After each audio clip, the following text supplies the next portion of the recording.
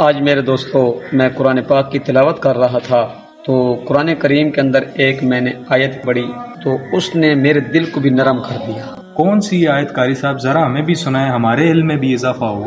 سورۃ دہر کی میں تلاوت کر رہا تھا، جب میں پہنچا نہ وَيُطْعِمُونَ الطَّعَامَ عَلَىٰ حُبِّهِ مِسْكِينًا وَيَتِيمًا وَأَسِيرًا، تو اس نے میرے دل کو نرم کر دیا۔ اس کا ترجمہ یہ ہے، اور وہ لوگ جو اللہ کی محبت میں مسکین، یتیم اور قیدیوں کو کھانا کھلاتے ہیں۔ کیا خوبصورت پیغام ہے قاری صاحب۔ اللہ کے نزدیک سب سے بڑا عمل یہ ہے کہ ہم اپنی محبت اور رزق یتیموں کے ساتھ بانٹیں۔ بالکل، لیکن آج کل ہم اپنے آرام اور مزے کی فکر کرتے ہیں، یتیم بھوکے رہ جائیں ہمیں تو خبر بھی نہیں ہوتی۔ اللہ رب العزت نے ہمیں یہ آیت یاد دلائی ہے کہ یتیموں کے ساتھ صرف حسن سلوک کرنا نیکی نہیں بلکہ جنت کا ذریعہ ہے۔ کاش ہم سب یہ عہد کریں کہ اپنے رزق میں سے یتیموں کا حصہ ضرور رکھنا ہے۔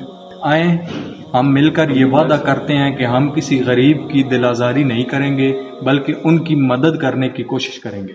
یاد رکھو میرے دوستو، یتیم کا ہاتھ جو تھامنے والا ہے نا، وہ اللہ کے قریب ہو جاتا ہے۔ اگر یہ ہمارا پیغام آپ کو اچھا لگا تو آپ دوستوں کے اندر اس کو شیئر بھی کریں۔